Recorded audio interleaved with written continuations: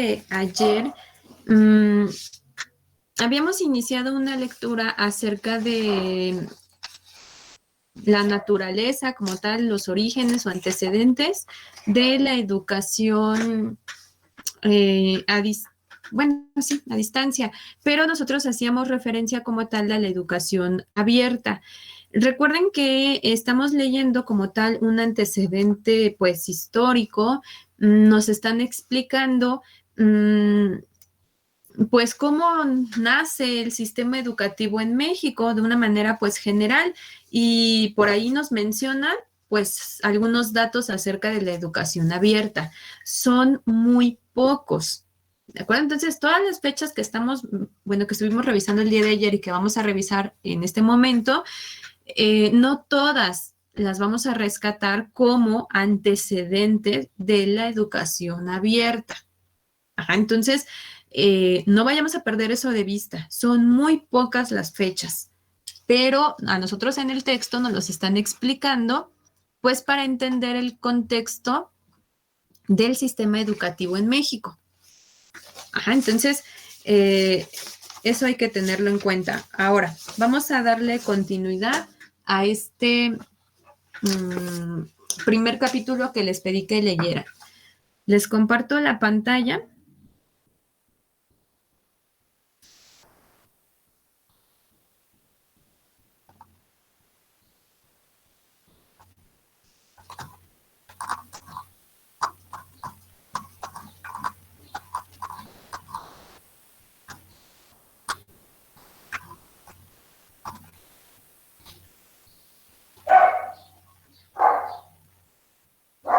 A ver. El día de ayer, ¿recuerdan en qué parte nos quedamos?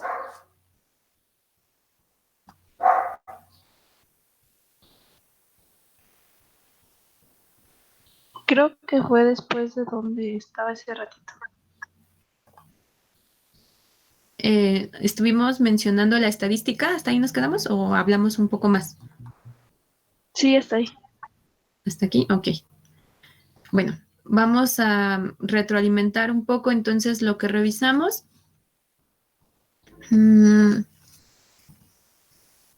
Habíamos iniciado con la identificación de algunos elementos de la educación a distancia, que era el año de 1822 y el modelo implementado que era a cargo de la compañía lancasteriana. Y decíamos, eso le va a dar entonces como tal un antecedente a la educación abierta y pues por lo tanto a la educación a distancia. Ajá, decíamos. ¿Por qué? ¿Por qué le va a dar un antecedente a esta compañía lancasteriana y sobre todo el método de enseñanza que implementaban?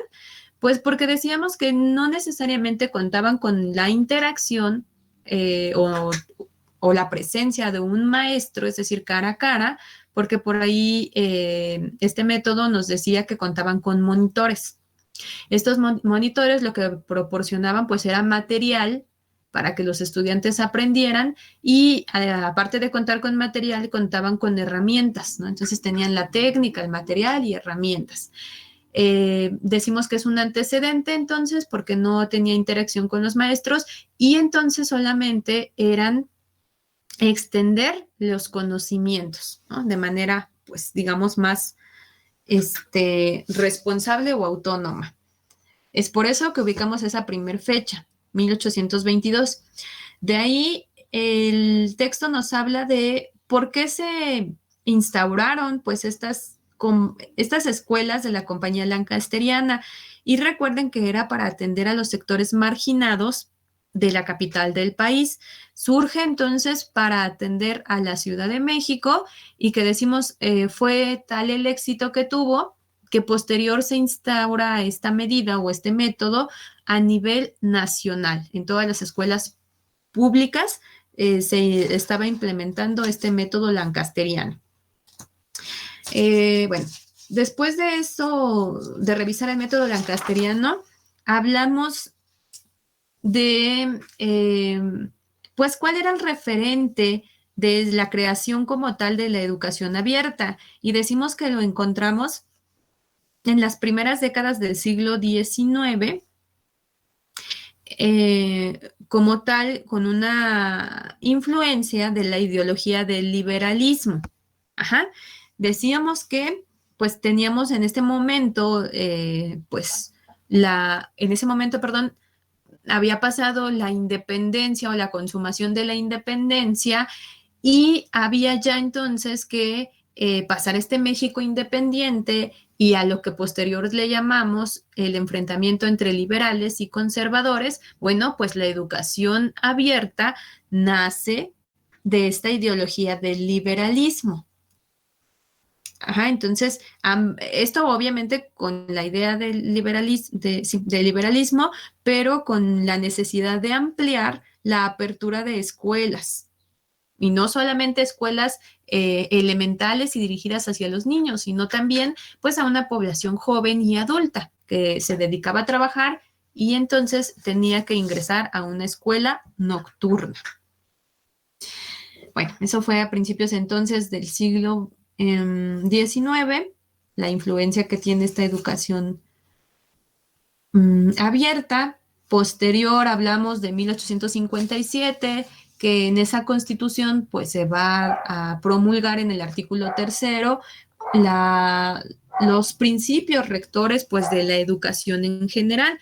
¿Cuáles eran estos tres principios? Decíamos que era educación gratuita, obligatoria y laica. Ajá, esos eran los principios que se establecían en el artículo tercero en la Constitución de 1857. Posterior, decimos que para 1867, decíamos fecha importante, porque ya nuevamente se instaura la República. Recuerden que ya le habíamos ganado a los franceses y entonces ya se había quedado pues el poder, digamos, en manos de representantes mexicanos. Y lo que iban a hacer pues era darle un sentido al país, restaurar pues el país. En el ámbito educativo decimos que para 1867 aparece la Ley Orgánica de la Instrucción Pública en el Distrito Federal. Bueno, y los territorios federales, ¿no? Pero esta ley orgánica trae consigo un beneficio para el sistema educativo. ¿Cuál fue? Y yo les decía, ayer es una fecha muy importante, 1867. ¿Qué beneficio trae consigo esa ley orgánica? Ustedes díganme.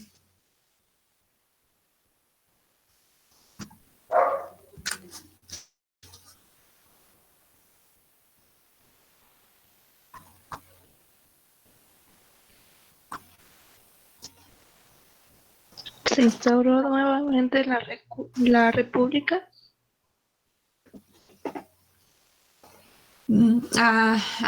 Bueno, sí, eso decimos que pasa en 1867, pero específicamente, ¿qué beneficio nos trae? Bueno, nos aporta, para ser más concreto, ¿qué beneficio nos aporta la promulgación de la Ley Orgánica de Instrucción Pública? Que analiza la problemática educativa, bueno, las problemáticas educativas.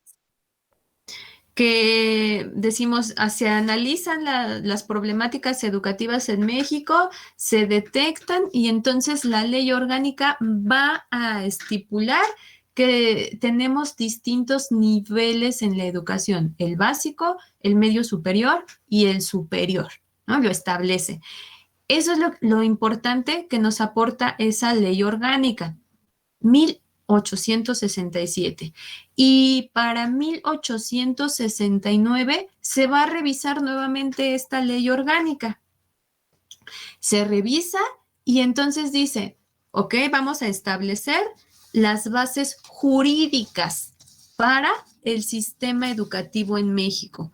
Es decir, 1867 se muestra, digamos, esta diferenciación entre los niveles educativos, pero 2 años después, es decir, 1869, ya se hace, digamos, normativo, se hace a través de una ley. Por eso dice que se establecen las bases jurídicas. Ahora sí, entonces para 1869 ya tenemos un sistema educativo en México. Ya está el sistema.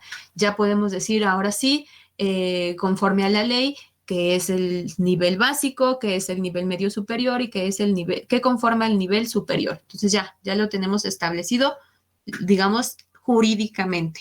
Ahora, en ese mismo año, incluso en la misma fecha en la que aparece esta modificación a la Ley Orgánica de Instrucción Pública, es decir, el 15 de mayo de 1869, ¿qué pasa? Aparte de darle las bases jurídicas del sistema educativo en México, ¿qué otra cosa? Y que ese sí es antecedente y es el origen prácticamente de la educación abierta.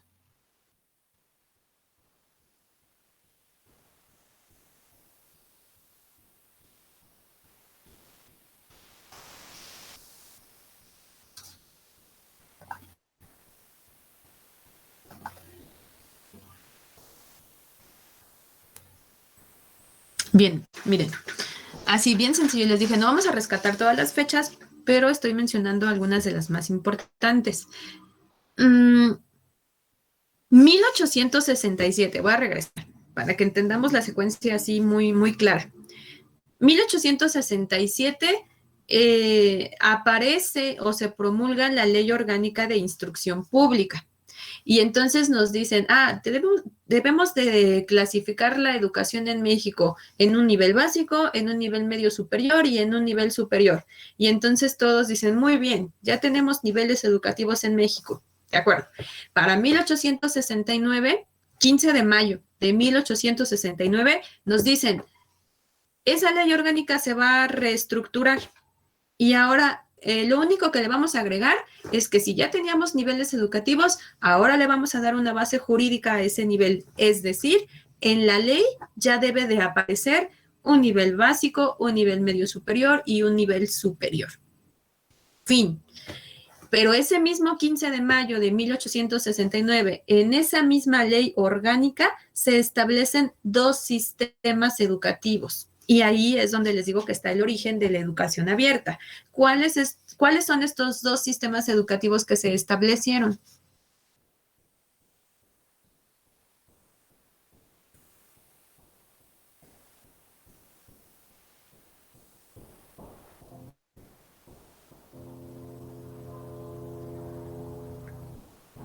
La escuela para niños y para adultos.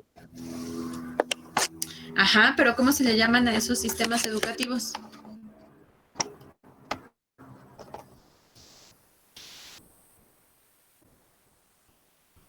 El nocturno y, ay, no me acuerdo el otro.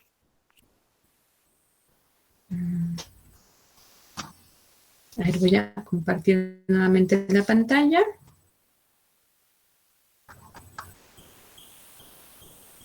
Está en la misma página que nos habíamos quedado. Vean, voy a señalar aquí.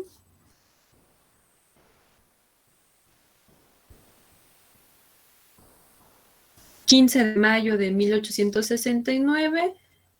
se constituye una base jurídica para el sistema educativo en México. Y ese mismo 15 de mayo de 1869... quedan establecidos dos sistemas educativos.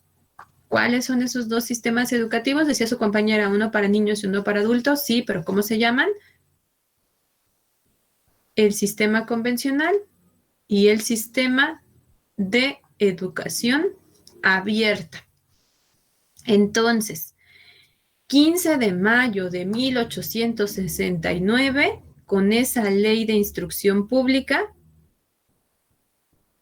se determinaban los sistemas educativos y entonces también se establecían las bases del sistema educativo en México.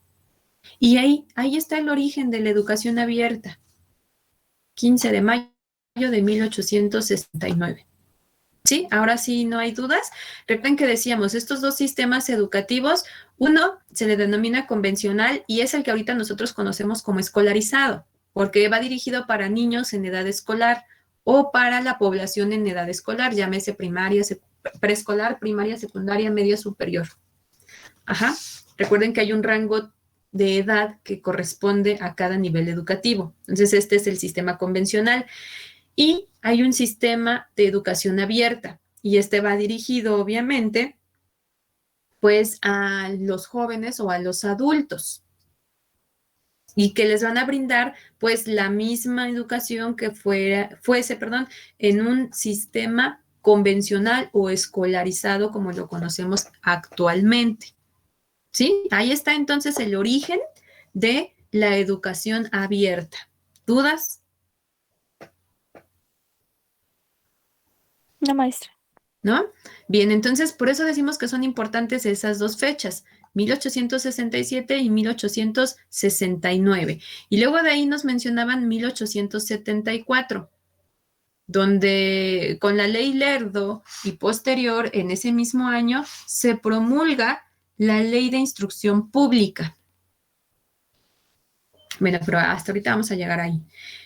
Y bueno, ya estadísticamente veíamos que hasta 1875 ya existía un número representativo de escuelas primarias, que decíamos 8,103 escuelas primarias y que atendía a 34,900 alumnos.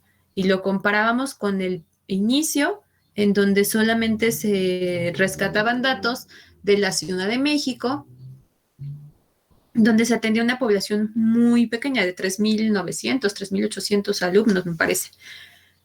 A diferencia de 50 años después, que les decía, 52 años después, 54, no sé bien el dato, pues aumentó, yo no sé, les decía, ustedes piensen, aumentó significativamente o casi nada. Bueno, ustedes ya harán ese análisis. Bien, de ahí vamos a comenzar entonces la lectura. ¿Quién me ayuda a leer estos dos primeros párrafos para comprender la idea, por favor?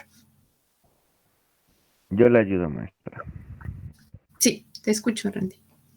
En su parte legislativa, el sistema de educación procuraba establecer un equilibrio entre los recursos disponibles, las necesidades de formación identificadas y las políticas de desarrollo social.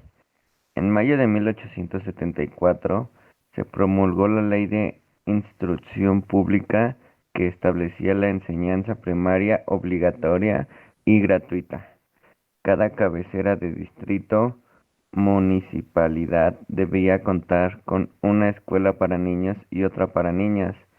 Se dispuso que 20 alumnos fueran número suficiente para fundar una escuela, aunque se pensó que si se alcanzaba esa cuota podían fundarse escuelas mixtas, siempre y cuando los niños no tuvieran más de 10 años.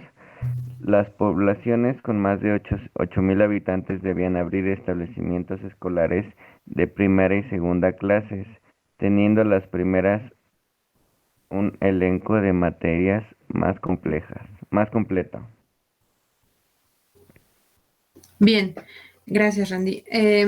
Nos dice entonces en estos párrafos que el sistema como tal tenía que contar con un equilibrio entre el recurso que disponía y las necesidades que se requerían. Es decir, ¿qué es lo que tengo, digamos, para poder invertir y cuáles son mis necesidades?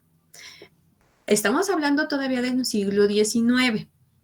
Entonces, lo que se pretendía, pues, era darle como tal forma al nuevo sistema educativo que teníamos ya, ¿no? Entonces, ya habíamos dicho, ya tenemos elemental, tenemos media superior y tenemos superior, ahora hay que atenderlos, pero pues hay que hacer un balance.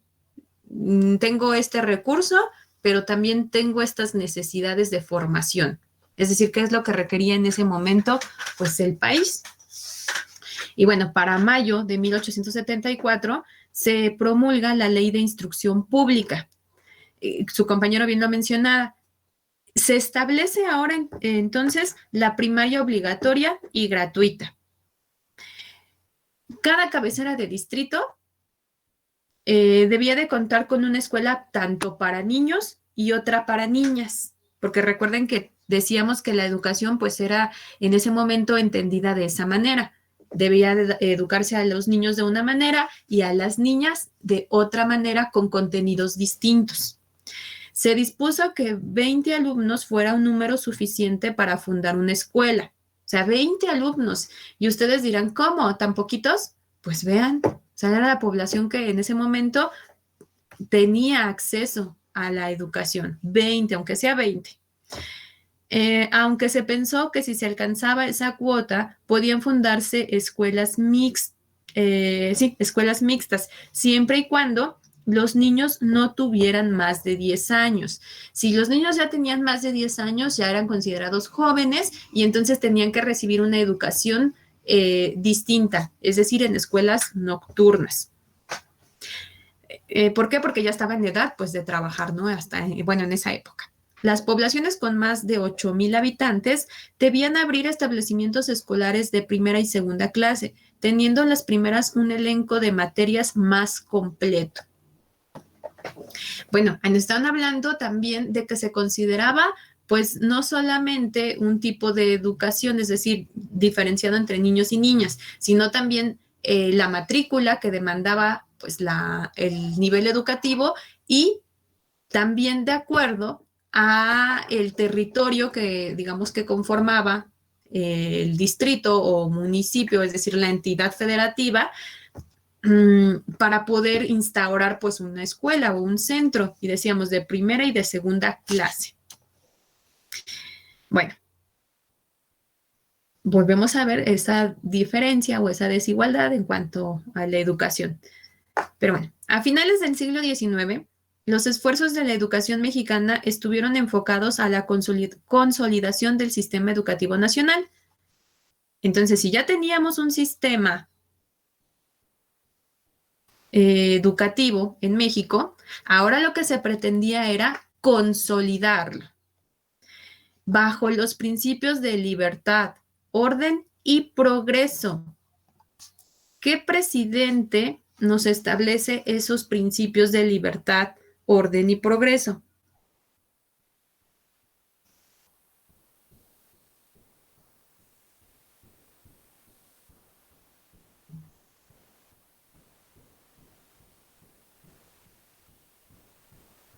A ver, ustedes díganme qué presidente.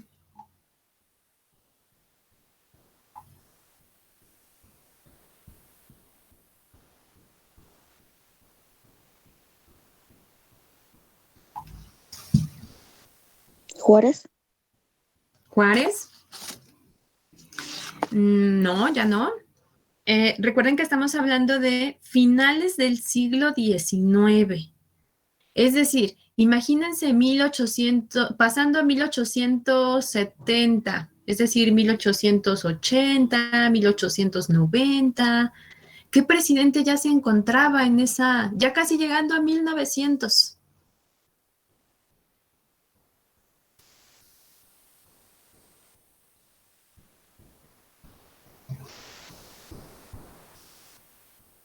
¿Qué presidente en esa época se encontraba en México? Lerdo de Tejada, nos dice Kevin. Había terminado. Incluso por eso asociamos la ley Lerdo en 1874. Uno muy, muy, muy, muy conocido que, insisto, ya lo habíamos revisado incluso cuando veíamos la historia de la educación media superior y que les decía, pues para algunos puede significar un presidente, pues malo, ¿no? Pero si revisamos los avances y todo lo que se dio en esa época, pues también nos dejó mucho. ¿Porfirio Díaz? Porfirio Díaz. Exactamente, Porfirio Díaz. Porfirio Díaz, recuerden, y lo mencionábamos en esta idea de los antecedentes de la educación media superior, pues él tenía influencia de una corriente filosófica que era el positivismo. El positivismo, entonces, decíamos que tenía esta idea o el objetivo de que todo se analizara, es decir, todo lo que fuera para la sociedad, para la política, para la educación, todo se analizara bajo la premisa de el método científico. Todo tenía que ser comprobable, todo. Recuerden que una de las ideas o de los lemas principales de Porfirio Díaz fue orden y progreso en México. ¿Por qué? Porque recuerden que primero pasamos una independencia. Después de la consumación de la independencia viene pues este México independiente, ¿no? Se está ahí acomodando, está restaurándose y demás. Después, en ese México independiente, decimos que hay constantes enfrentamientos entre los conservadores, que se designaban de ese modo, ese grupo conservador, que pues eran de nacionalidad extranjera, principalmente franceses, Napoleón, Maximiliano de Habsburgo, con los liberales y que estaban encabezados por Benito Juárez y demás, ¿no? Entonces, estos constantes enfrentamientos decimos, bueno, ganan los liberales, se van los franceses del país, bueno, no todos, sino una idea muy general, se van del país, se quedan en el poder entonces los liberales, en este caso Benito Juárez, después se le llama a este periodo de restaurar la república. Esto es posterior a 1874. Y entonces la restauración de la República le va a tocar prácticamente en el periodo de Porfirio Díaz. Y Porfirio Díaz dice que para que el país o la sociedad de México se consolide, pues tiene que haber orden y progreso. ¿Y cómo lo van a lograr? Bueno, su influencia que él tiene del positivismo va a traer a toda esta oleada de intelectuales, obviamente también positivistas como él, y en el ámbito educativo, que es en el que queremos enfocarnos, pues van a cambiar los métodos de enseñanza. Si antes utilizábamos, por ejemplo, un método de enseñanza lancasteriano, ahora ya no. Porfirio Díaz dice, se acaba. ¿Y qué método? Y bueno, eso es lo que vamos a revisar en la lectura. Veamos qué nos menciona. Entonces, bajo los principios de libertad, orden y progreso, había que atender la educación básica, la de los indígenas, la de los adultos, la de las mujeres y la superior. Vean, se agregan más la educación de, primero básica, después la de los indígenas, después la de los adultos, la de las mujeres y la educación superior. Entonces, ya tenemos un sistema educativo formado, nivel básico, medio, superior. Ahora hay que consolidar este sistema y hay que atender también, pues, la educación básica, la de los indígenas, la de los adultos.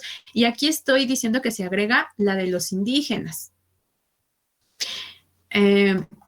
Bueno, la idea que tenía Porfirio Díaz en cuanto a la educación de los indígenas tiene que ver con enseñarles, pues prácticamente la cultura que él proponía para la sociedad mexicana, es decir, que los indígenas dejaran atrás sus raíces. Ya no era viable que los indígenas pues estuvieran todavía o se encontraran como tal pues en el rezago, ¿no? No podía considerarse pues esta idea. Porfirio Díaz, entonces, con esta concepción de orden y progreso, creía que los indígenas debían de educarse de acuerdo con la cultura que él establecía. Recuerden que la cultura tiene que ver con un sistema de creencias, tradiciones, ideas, formas de pensar, y la ideología, etcétera, ¿no? Entonces incluye todo, no solamente creencias. Él creía que si estos indígenas se educaban, pues iban a avanzar, ¿no? Iban a progresar, no se iban a quedar estancados. Por eso él se preocupa pues por esta educación, específicamente en este grupo que eran los indígenas. Digo, se preocupa porque más bien acabó con varias etnias, ¿no? O sea, era como aprendes español y aprendes la cultura que se te está imponiendo porque esa es la que está, digamos, la que va a regir. Pero bueno, en ese sentido. Ahora vamos a continuar. La construcción de escuelas que permitieran impartir educación que cumpliera con tales principios y la formación de maestros para atender la demanda educativa nacional fueron aspectos prioritarios. La teoría pedagógica floreció con la creación de escuelas experimentales en las cuales se puso en práctica el método objetivo, que consiste en aprender mediante la observación escrupulosa de los fenómenos naturales. Para 1887 fue inaugurada la Escuela Normal de Profesores de México, en la cual se formarían las generaciones de educadores requeridas por el país. Ahora, vean, si dejamos atrás entonces el método lancasteriano, ahora con Porfirio Díaz, en estas escuelas experimentales se implementaba otro método de enseñanza. ¿Cuál era? Y lo acabamos de leer.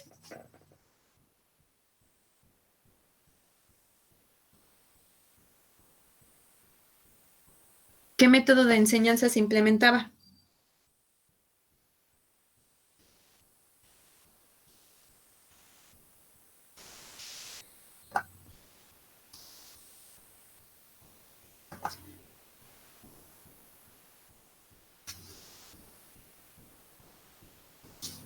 ¿No?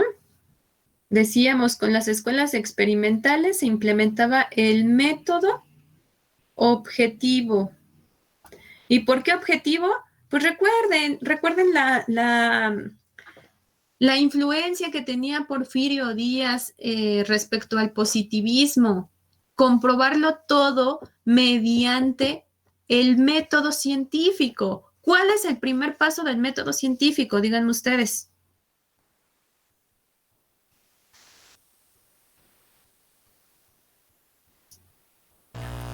La observación. De acuerdo, entonces, si nos está diciendo que el método objetivo que se iba a implementar en estas escuelas experimentales, este método objetivo partía de la observación de fenómenos naturales. ¿Por qué? Porque se requería comprobar, de generar ciencia. Y eso era una tendencia en todo el mundo, bueno, en Europa y bueno, en el caso de América. Era una tendencia. El positivismo fue una corriente que hasta la fecha sigue siendo una de las más fuertes en cuanto a filosofía, política, economía, educación. Ajá, entonces, este positivismo, decimos, cambia la estructura entonces de un método a otro, en donde se vuelve un método objetivo y vamos a enfocarnos a los principios como tal del método científico, porque se requería hacer ciencia. Bueno, pero igual era una contradicción en el caso de México, porque pues teníamos una gran cantidad de personas, llámese niños, llámese jóvenes o adultos, que no sabían ni siquiera leer ni escribir. Entonces, ¿cómo íbamos a generar ciencia? Ahora, antes de avanzar, si ustedes quieren ubicar cómo era que se enseñaba a través de un método objetivo, es decir, a través de la observación de los fenómenos naturales, pueden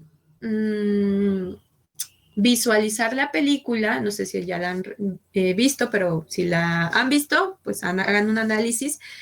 La película se llama La lengua de las mariposas. Esta película es española y se desenvuelve pues en un periodo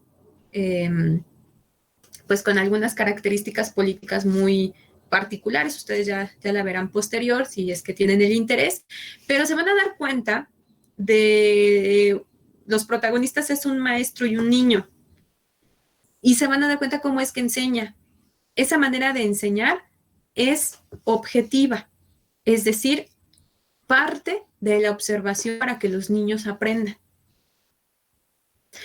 Es un buen ejemplo de pues esta corriente.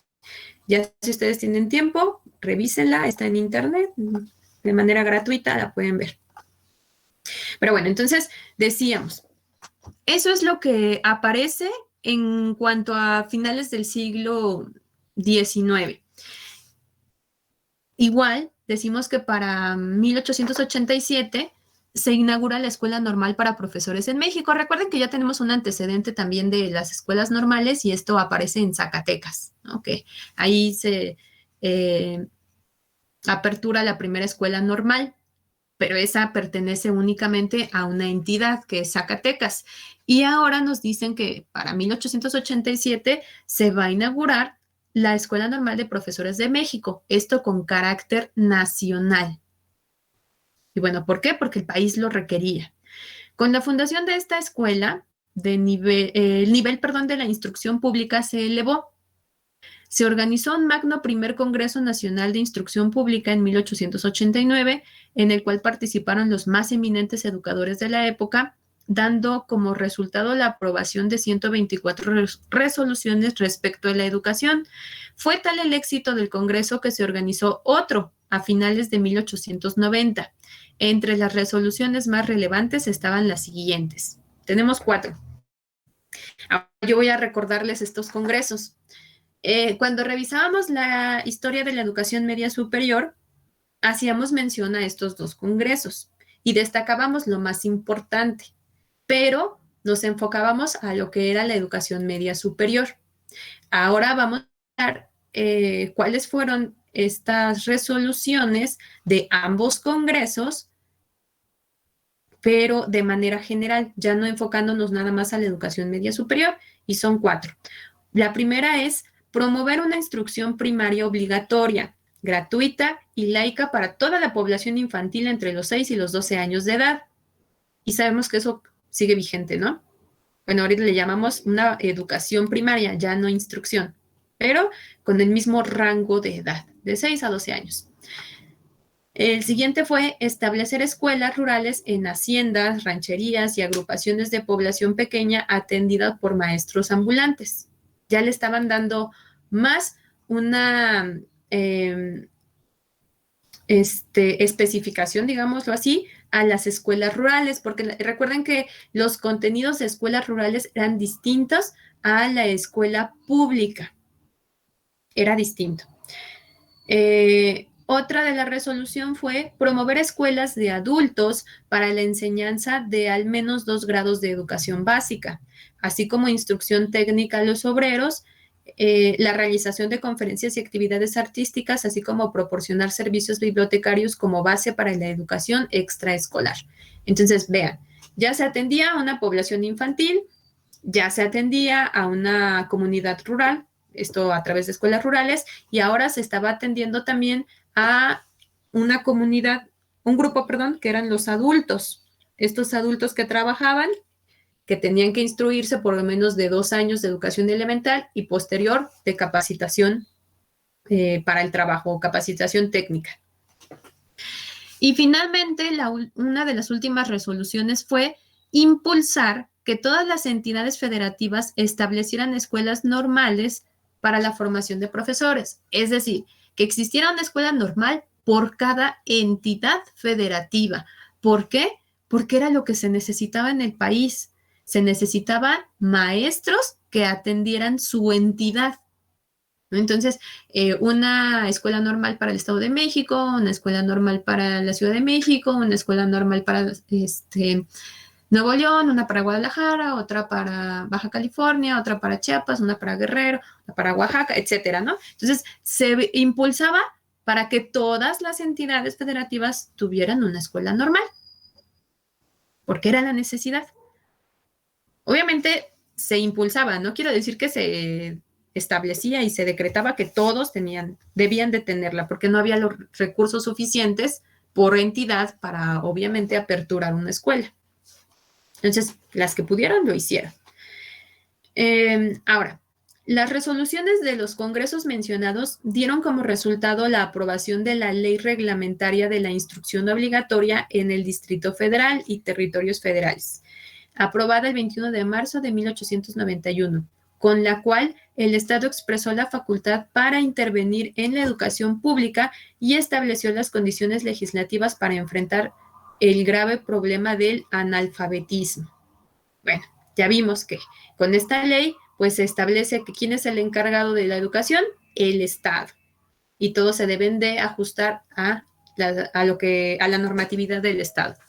Según Francisco Larroyo, en el censo de 1895 había en el país 12.631.558 habitantes, de los cuales 10.445.620 no sabían leer. O sea, vean, de 12 millones, 10 millones no sabían leer. Será una barbaridad. Y 328.007 leían mal. El Ministerio de Educación creó en el Distrito Federal una red de 16 escuelas primarias para adultos, recomendando a los gobiernos de los estados que fundaran más escuelas de este tipo en sus territorios. A ver, estamos hablando 1895, a 15 años de la Revolución Mexicana, y entonces la mayoría de la población no sabía leer. Vean, eso es también pues un factor, puede ser un factor incidente en cuanto a una de las causas de la Revolución Mexicana. La educación para todos se convirtió en una misión del Estado, confrontada por las condiciones adversas del país. Solamente 800,000 niños en edad escolar, de un total de 2.500.000, recibían enseñanza primaria. Esto representa el 32%. Entonces, si teníamos 2.500.000 niños, solamente recibían educación primaria 800,000. Los demás no la recibían. Ojo, esto tiene que ver con, pues, que no había infraestructura, no había maestros, no había recursos para infraestructura y los maestros, pues, se tenían que preparar. Entonces tenía que pasar un cierto tiempo. Era un todo, era una problemática compleja, pues, para el sistema educativo. Por mucho que se quisiera alfabetizar y ayudar a toda esa población, pues, con la necesidad de alfabetizarse, pues era mucho el reto. Mucho porque tenían que tener escuelas primero de carácter elemental, también dar escuelas para formar maestros, para que estos maestros pues brindaran esa educación, pero lo más importante, debían de contar con dinero pues para ambas escuelas, para el recurso de estas escuelas, porque si la educación iba a ser gratuita, pues tenía que, digamos, proporcionar salarios también a estos maestros. Entonces era algo muy, pero muy complejo para 1895, en donde el país, decíamos, acababa de pasar pues esta idea esta concepción de la restauración, se estaba modernizando, entonces eran muchas cosas las problemáticas, de las que se tenían. Ahora nos dicen, las grandes ciudades contaban con escuelas y recibían los beneficios de la educación, pero en las zonas rurales alejadas de ellas prácticamente nula, y era algo que mencionaba el día de ayer.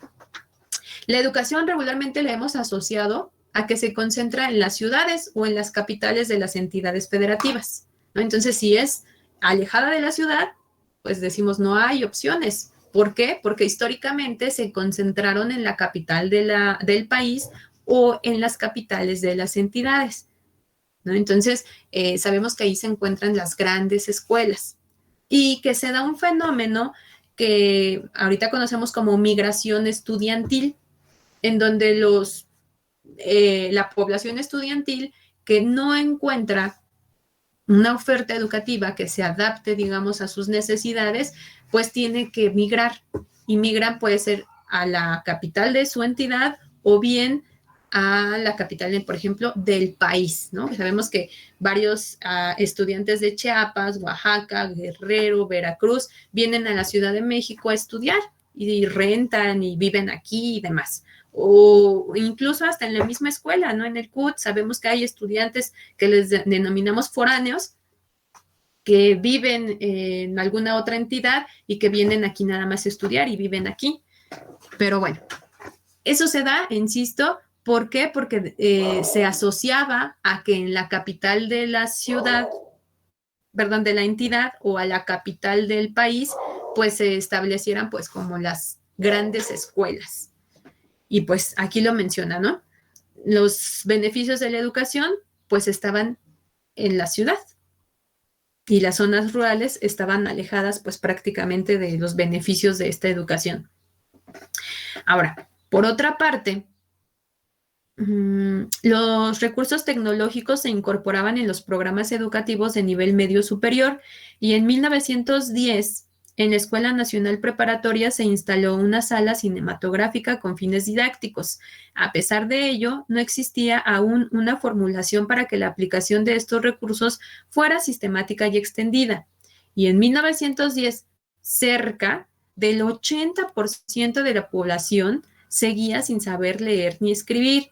Según el censo de este año, había 15.166.369 habitantes, de los cuales 11.343.268 no sabían leer ni escribir, y de ellos 7.065.416 eran mayores de 12 años. Vean, poquitos años después, es decir, unos 15 años después, seguíamos con que el 80% de la población no sabía leer ni escribir. O sea, no, por mucho que se quiso consolidar el sistema educativo en México, pues sí, iba consolidándose, pero pues seguía la problemática de los analfabetas en el país, ¿no? No aumentó la población, porque hace un momento decíamos eran 12 millones, ahora son 15 millones. Ahora tenemos que no sabían leer ni escribir 11 millones, de los cuales 7 millones eran mayores o eran jóvenes o adultos. Entonces, ahí teníamos la gravedad pues de la alfabetización. Durante el periodo entre la independencia y la Revolución Mexicana, es decir, de 1810 a 1910, 100 años, la Universidad de México, el centro de cultura y de conocimiento más importante del país, fue cerrada en diversas ocasiones debido a la efervescencia política. Entonces, la UNAM, la que conocemos actualmente, de 1810 a 1910 estuvo cerrada pues, en varias ocasiones, ¿no? Esto por cuestión política. Fue hasta 26 de mayo de 1910 cuando el presidente Porfirio Díaz promulgó la ley constitutiva de la Universidad Nacional de México, la cual es reinaugurada el 22 de septiembre como parte de los festejos de la independencia. Entonces, ahora sí tenemos una fecha para la reinauguración, ya la habíamos revisado también, de la Universidad Nacional de México, y también después revisamos cuándo esta universidad se convierte en autónoma, ¿no? Por ahí tenemos el dato. Y bueno, continuamos. Ya vamos a acabar, ¿eh? El 5 de febrero de 1917 se promulgó la nueva Constitución Política de los Estados Unidos Mexicanos, la cual entró en vigor el 1 de mayo de ese año, por lo que se hace a la educación, bueno, lo que considera de la educación, fue suprimida la Secretaría de Instrucción Pública y de Bellas Artes. Este organismo, encargado de la educación en esa época, dicen, en la Constitución de 1917 se acaba la Secretaría de Instrucción Pública y nos dice que esta fue una decisión desafortunada. ¿Por qué? Porque pareciera que era una buena opción eliminar pues la Secretaría, ¿no? Y darle la facultad a cada entidad, es decir, a cada estado, para que hiciera sus propios programas, sus propios proyectos respecto a la educación. Pero resultaba que cada estado, pues primero, no contaba con el recurso para poder hacer estos proyectos y llevarlos a cabo. Y segundo, muchos de estos estados o entidades como tal, pues ni siquiera sabía qué hacer en materia educativa. Entonces, al darles facultad a cada entidad, lo que pareciera una buena idea, pues resultó ser desfavorable o desafortunada. porque por lo menos la Secretaría de Instrucción Pública les estaba orientando, guiando, dando una dirección del rumbo, digamos, de la educación en cada entidad federativa. Pero ahora ya no contaban con eso porque se les dio, digamos, pues una facultad. Y pues los estados no estaban preparados para desarrollar pues estos programas. Bueno, continuamos. Eso pasó en 1917, decimos que con la Constitución. A partir del libro, una encuesta sobre educación popular, que se publicó en 1918, se obligó a un replanteamiento del sentido de la escuela mexicana, sobre todo de la escuela rural, que se reorientó hacia el desarrollo de la comunidad y a asumir como propósito el enseñar a vivir en el sentido más amplio del término. Entonces, se replantea para 1918 el sentido de la educación en México. Durante el periodo comprendido entre 1920 y 1940, el gobierno realizó una importante labor editorial que sirvió al maestro, en especial al maestro rural, como guía y ayuda en su nueva tarea de relacionar la escuela con la vida. Durante este periodo surge la iniciativa de la creación de libros de texto gratuita, ¿no? Entonces iba a ser un material de apoyo tanto para los estudiantes como para los maestros. El proyecto de la creación de una Secretaría de Educación Pública con jurisdicción federal, presentada en octubre de 1920 por José Vasconcelos, para entonces rector de la Universidad de México, se mencionaba el propósito de federalizar la educación, además de que brevemente se mencionaba la implementación de escuelas especiales de indios en todas las regiones pobladas por indígenas y en las cuales se enseñara el castellano como rudimentos de higiene y economía, lecciones de cultivo y de aplicación de máquinas a la agricultura. Vea, seguimos hablando del periodo entre 1920 y 1940, para lo cual 1920 la creación de la Secretaría de Educación Pública, es decir, la SEP, comandada por José Vasconcelos, quien también fue secretario de Educación, aparte de que en ese momento era rector, en algún otro momento fue secretario de Educación. La SEP tenía como propósito federalizar la educación. También implementar escuelas especiales. Estas escuelas especiales, pues para las regiones indígenas. Y vuelvo al mismo punto que les decía hace un momento. Porfirio Díaz concebía que el orden y el progreso como una línea para la sociedad mexicana. Y decíamos, Porfirio Díaz en el ámbito educativo va a fijarse también en una educación indígena, en donde estos indígenas pues tenían que adecuarse a la cultura que se presentaba en la actual sociedad. Se tenían que adaptar, ¿no?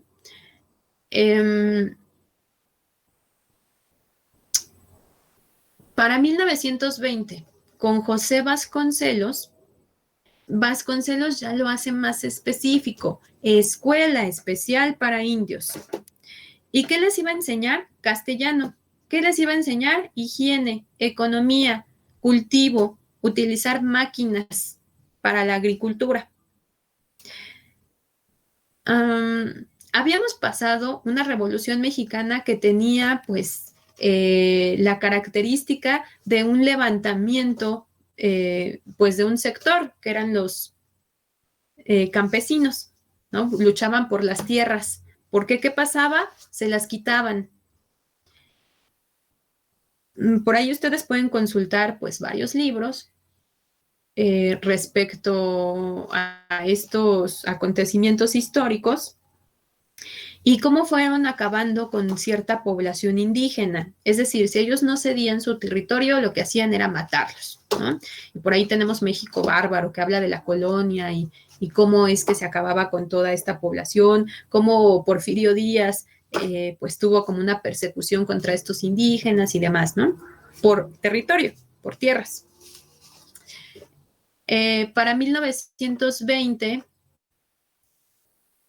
Vasconcelos pues Vasconcelos es una figura muy representativa en el ámbito educativo, aportó mucho, creó mucho, es distinguido, ¿no?, en el ámbito educativo. Sin embargo, digamos que la historia negra de Vasconcelos nos habla que tenía un repudio hacia los indígenas, nos habla que cuál era la necesidad de que estos indígenas asistieran a la escuela, pues para enseñarles a hablar español.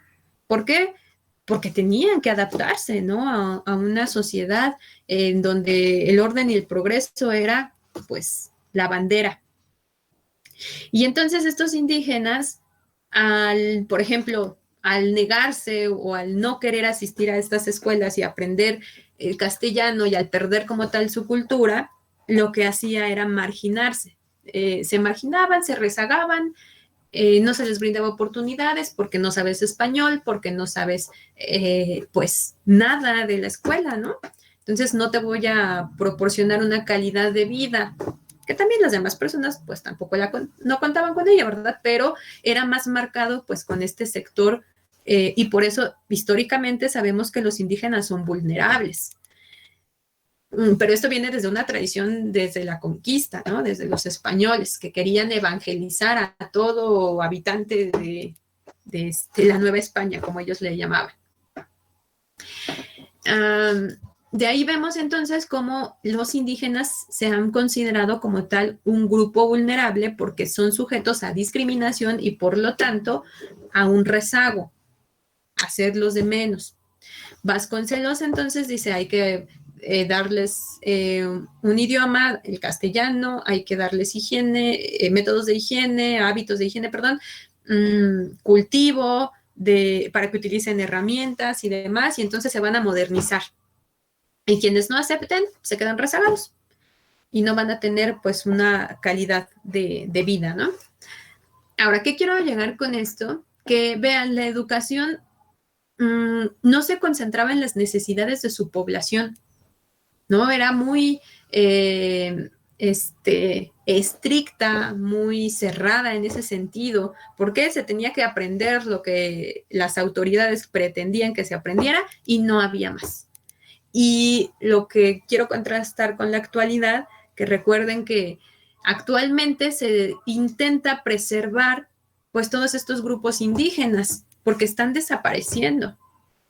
Y entonces la educación ahora sí está dirigida a la población indígena, ¿no? Con libros, material que respetan, pues en este caso su dialecto, su cultura, perdón, que decimos que tiene que ver con tradiciones y creencias, se respeta. Pero durante mucho tiempo, hablando específicamente del periodo de Porfirio Díaz, Vasconcelos y posterior, se va a tratar de eliminar. Y ahora es irónico y dirán, bueno, ahora ya se quiere rescatar cuando por mucho tiempo lo dejamos perder o se obligó a perder.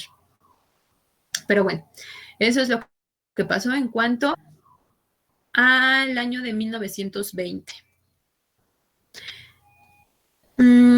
Fue importante que se diversificara, la oferta de capacitación dirigida sobre todo a la población de trabajadores en las ciudades. A iniciativa de José Vasconcelos, se creó en marzo de 1921 la Dirección General de Educación Técnica. Ojo, Vasconcelos tenía la visión de que el país requería, obviamente, de trabajadores. ¿Para qué? Pues para impulsar este progreso, esta modernización como tal de México. Y se requería, pues, a través de la instrucción y capacitación en varios sectores. Y se iba a hacer a través de la educación, ¿no? Entonces, se establece esta Dirección General de Educación Técnica, pero sabemos nosotros que para los años 30, es decir, para 1932, 33, como tal, se ubica la educación técnica en la educación media superior, porque ahorita las escuelas que se crearon, y que les voy a mencionar, se crearon con la finalidad para jóvenes, adultos, que pudieran ya incorporarse inmediatamente al ámbito laboral y así beneficiar a la sociedad. Dentro de estas instituciones está la Escuela de Ferrocarriles, la Escuela de Industrias Textiles, la Escuela Nacional de Maestros Constructores, la Escuela Tecnológica para Maestros, la Escuela Técnica de Artes y Oficios, la Escuela Nacional de Artes Gráficas, la Escuela Técnica de Taquimecanógrafos, la Escuela de Hogar de Señoritas, Gabriela Mistral, ¿no? Bueno, si ustedes se dan cuenta, estas escuelas que se crearon en ese periodo nos hablan de lo que México necesitaba, obviamente para desarrollarse, para progreso como tal. Necesitábamos quien atendiera pues todos estos ferrocarriles, ¿no? Todas estas vías de comunicación que también servían como una fuente en la economía y demás, ¿no? Entonces, alguien que aprendiera y se instruyera como tal en ferrocarriles. También personas que se enfocaran a la industria textil, también a los maestros constructores, pues estaban construyendo las grandes escuelas, los grandes edificios, las grandes empresas. Necesitábamos maestros constructores. También se necesitaba maestros que atendiera pues a esta población que requería alfabetizarse. Requeríamos también aquellos que se dedicaran a las artes y a los oficios, pintura, carpintería, mecánica, panadería, estilismo, todas estas artes y oficios, ¿no? La Escuela Nacional de Artes Gráficas, la Escuela Técnica de Taquimecanógrafos, se requerían, eran necesarios para el país. Entonces, digamos, por eso insisto, Vasconcelos aporta mucho, pero también tiene su pasado oscuro. Y Vasconcelos entonces aparece con esta propuesta de la Dirección General de Educación Técnica, que insisto, en su momento era más dirigida a jóvenes o adultos que ya requerían que se incorporaran pues al ámbito laboral. Hasta los años 30 se reconoce como tal la educación tecnológica en la educación media superior y la conocemos a través del Instituto Politécnico Nacional. Y bueno, hasta ahí acabarían los antecedentes y orígenes de la educación a distancia o educación abierta. Recuerden que están pues estrechamente vinculadas. No es lo mismo, pero están vinculadas. Ahora, vamos a rescatar las fechas importantes que, insisto, son muy pocas, porque en realidad el texto nos hablaba de todo el sistema educativo nacional, de cómo se conformó y después cómo tratan de consolidarlo. Ustedes díganme, ¿qué fechas? Y así en concreto les voy a decir, solo son 4. ¿Qué fechas podemos rescatar que hacen alusión a los antecedentes de la educación abierta? Díganme ustedes.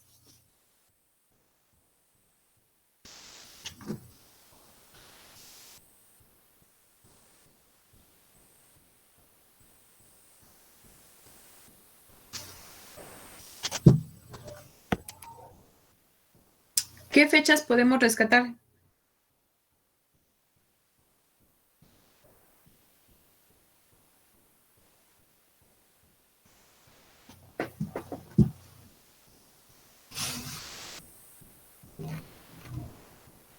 Una de ellas sería de 1869, ¿no? Donde se da origen de la educación abierta. Ajá, ese sería el origen. ¿Qué otra fecha? La de antes de acabar del siglo XIX. Una de Porfirio Díaz, no me acuerdo muy bien. De acuerdo, ahorita lo comentamos. ¿Alguien más?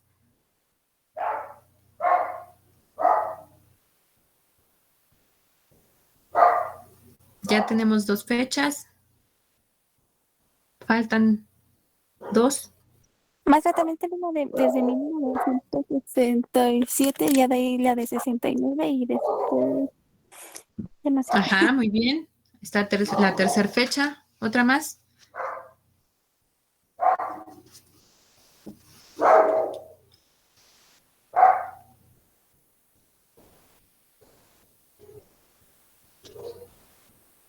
¿No? ¿La primera fecha cuál es? Nos falta solo la primera.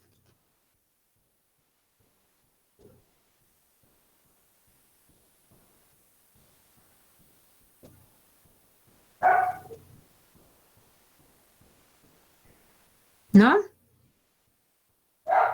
La de 1867, no.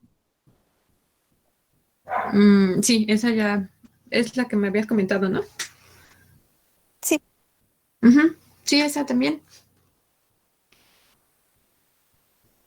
¿No? ¿Otra no? ¿No es la de 1833? Un poquito antes. No, 1833 no es. ¿No es la La de de 1920? 1822. Exactamente, 1822. ¿Regiones? Recuerden que son 4 las que van a marcar pues como antecedente y origen de la educación abierta. La primera, les decía, 1822, con el modelo implementado por la compañía lancasteriana, porque establece como tal pues una referencia a la educación a distancia y abierta. Y les decía hace un momento, hace una referencia a la educación abierta y a distancia. ¿Por qué? Porque nos dice que el método no requiere de la interacción cara a cara entre el alumno y el profesor, ¿no? Más bien es una extensión de los conocimientos. Y esa es una de las características de la educación abierta. Entonces, ese sería nuestro antecedente, primero, 1822, con la compañía lancasteriana y el método que implementa, y decimos, pues eso, la extensión de los conocimientos, que decimos que es no necesariamente la interacción entre profesor y estudiantes, y aparte la posibilidad de conformar estructuras curriculares independientes, esto adecuada a cada individuo. Después de 1822 tenemos 1867. Ya sabemos qué pasa, ¿no? La ley orgánica y qué es lo que trae como beneficio esta ley orgánica. Y después de 1867 tenemos 1869, que específicamente decíamos 15 de mayo de 1869, y que se establecen 2 sistemas educativos. Y ahí está el sistema educativo en la educación abierta. Y luego de 1869 nos pasamos a 1874. Y bueno, ya, ustedes busquen qué hace referencia a 1874, que es la Ley de Instrucción Pública, y relacionan entonces con la educación abierta. ¿Por qué? ¿Sí? Ahí están nuestras 4 fechas. Por eso les decía, no es necesario que hagamos toda una línea del tiempo nuevamente, porque las fechas son muy pocas.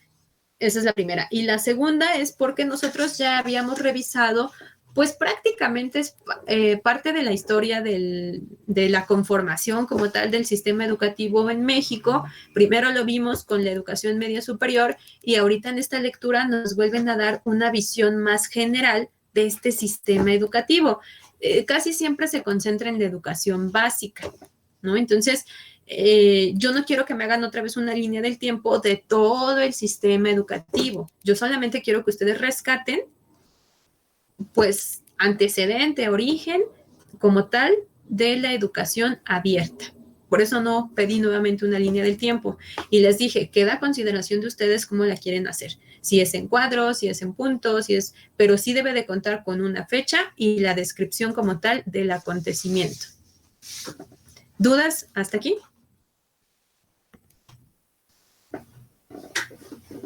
No, maestra. No, ¿No? está todo bien. Bien, ahora, ya nosotros entonces conocemos cuál es la naturaleza y origen de esta educación abierta. Y bueno, ya de todo el sistema educativo en México.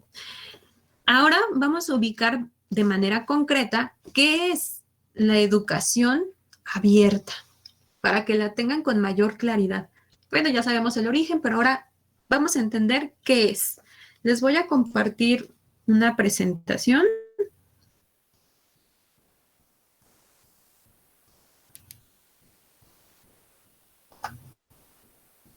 Sí, lo pueden ver, ¿verdad?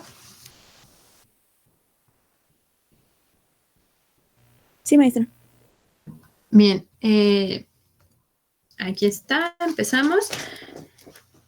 Vamos a entender entonces qué es la educación abierta.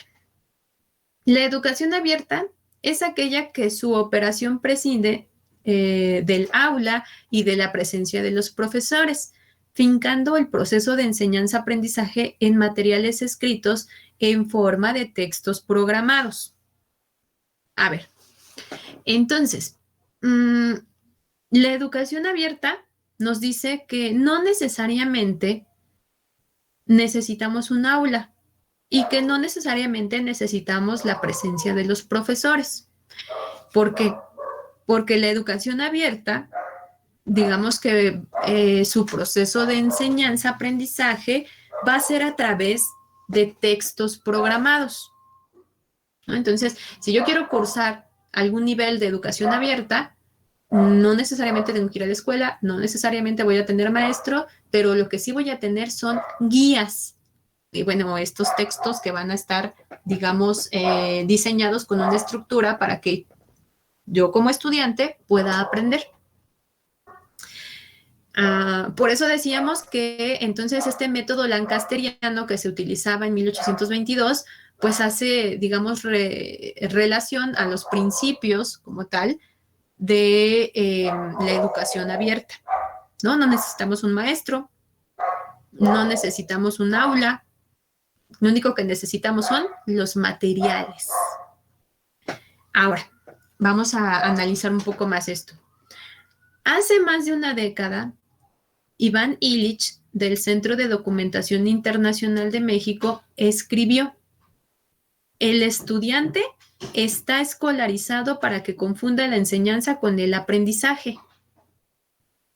Vean, en algún momento nosotros revisamos la definición de escolarización o escolarizado y decíamos que tiene que ver con un nivel de educación obligatoria, ¿no? Y también tiene que ver con asistir a la escuela de manera continua.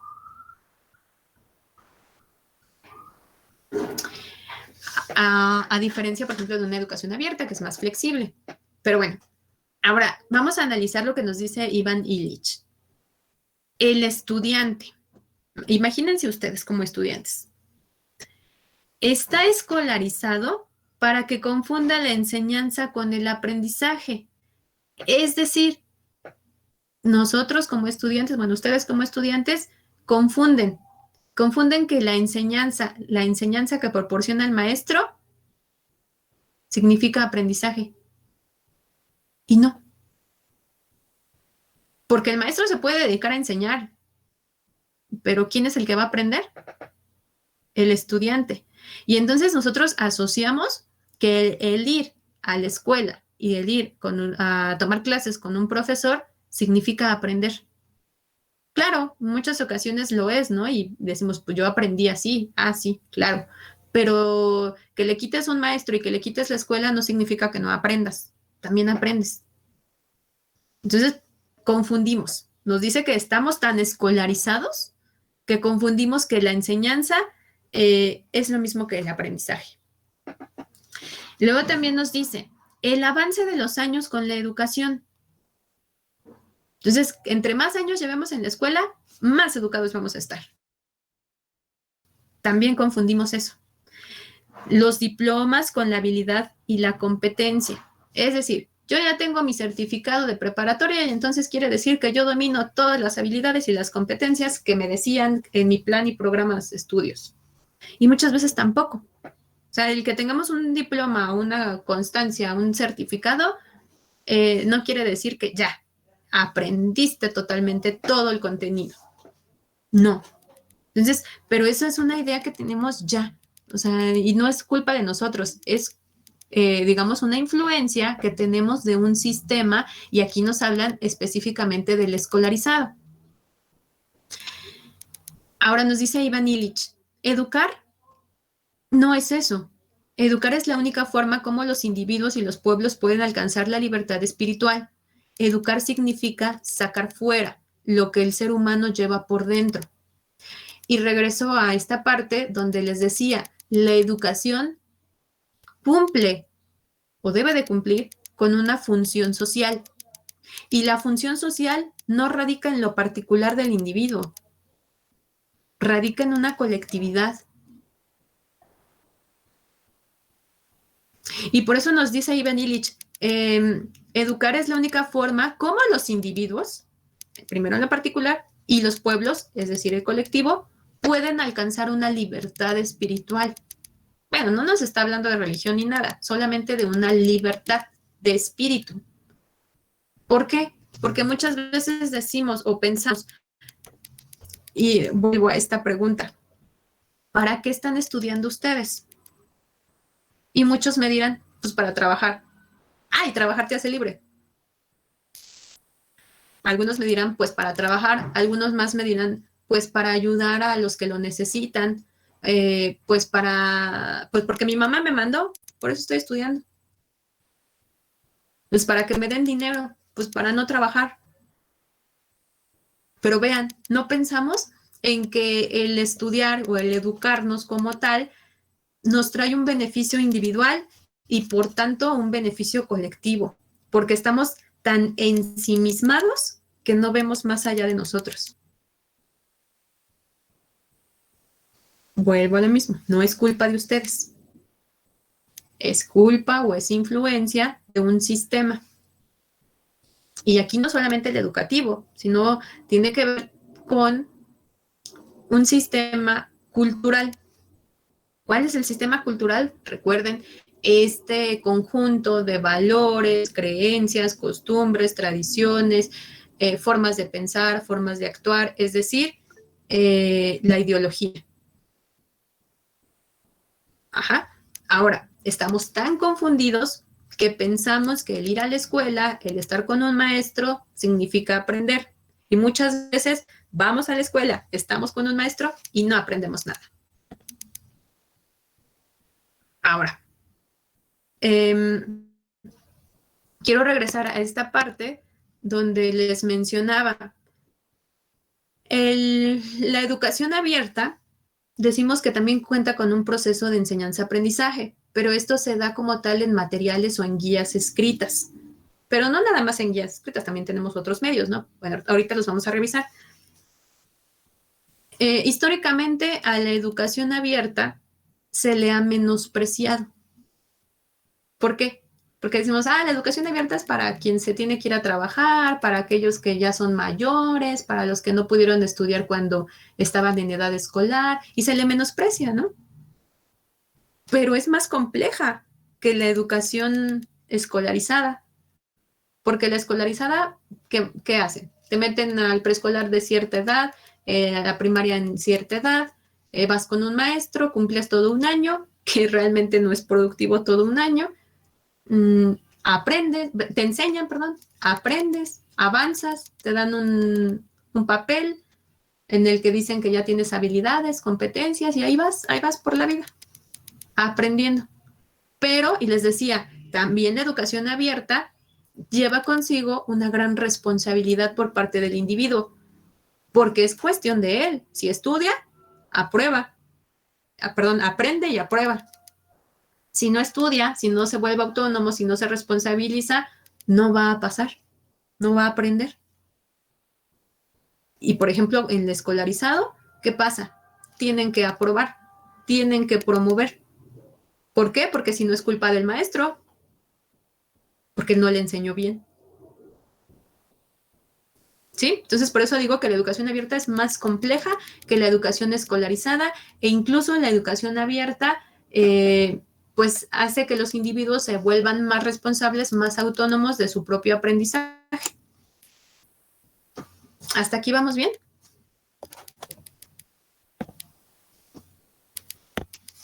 Sí, maestra. Sí, maestra. Bien, ahora hasta aquí nos vamos a quedar. Vamos a quedarnos con la idea, esta semana no hay tarea, vamos a quedarnos únicamente con la idea de que ya conocemos el antecedente, el origen del sistema abierto. Y en este momento estábamos revisando la definición de qué es el sistema abierto, ¿no? Y ya tenemos una definición que es un proceso y demás. Tenemos por ahí una reflexión que nos habla Ivan Illich. Si ustedes posterior quieren consultar a Ivan Illich, él es un sociólogo de nacionalidad estadounidense, y él habla sobre la escolarización y cómo propone que exista una desescolarización por parte de los estudiantes. Y habla que no necesariamente debemos de compartir aulas, no necesariamente debemos de compartir un maestro, sino más bien monitores o guías y demás. Léanlo, también es interesante, por ahí lo pueden encontrar, sobre todo con su aporte que hace a la desescolarización. Cuando tengan tiempo también. Bueno, pues entonces nos veríamos hasta el día martes. Piensen pues este tema, no vamos a realizar ahorita actividad, ya una vez que finalicemos el tema, ya estarían entregando su actividad. ¿Dudas hasta aquí? No, maestra. No, ninguna. No, maestra, todo bien. Bueno, entonces nos vemos el día martes, cuídense mucho. Brenda, no seas mala para platicar contigo, por favor.